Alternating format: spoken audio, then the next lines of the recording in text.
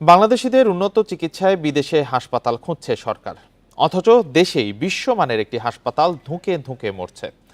আওয়ামী লীগ সরকারের পর অন্তর্বর্তী সরকারের 7 মাসেও আলোর মুখ দেখেনি সুপার স্পেশালাইজড হাসপাতাল।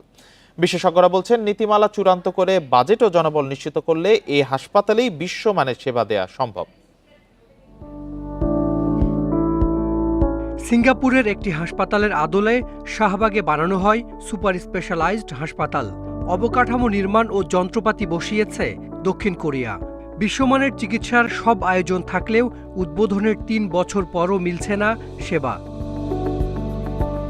আওয়ামী লীগ সরকারের পতনের পর ভারতে মেডিকেল ভিসা পাওয়া কঠিন, এতে অনিশ্চয়তায় পড়েছেন হাজারো রোগী।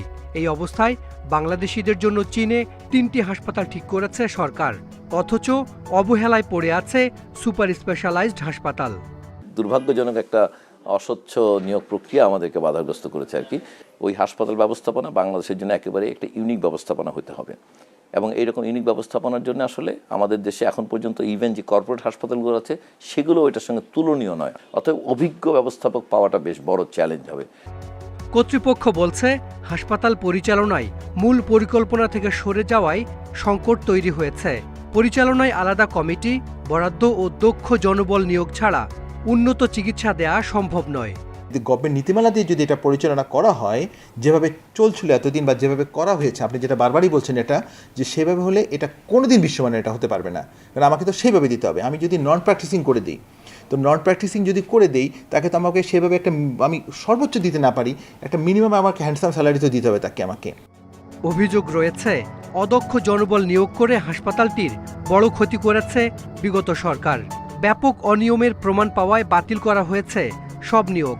ক্যাফেটেরিয়া, ফার্মেসি এবং ব্যাংকের বুথ বসানো নিয়েও পাওয়া গেছে অনিয়ম।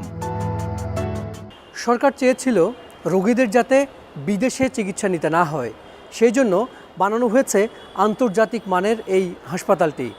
তবে সরকার চায়নি বলে এই হাসপাতালে আন্তর্জাতিক মানের সেবা চালু হয়নি, মিলছে না সদর হাসপাতালেরই সেবা।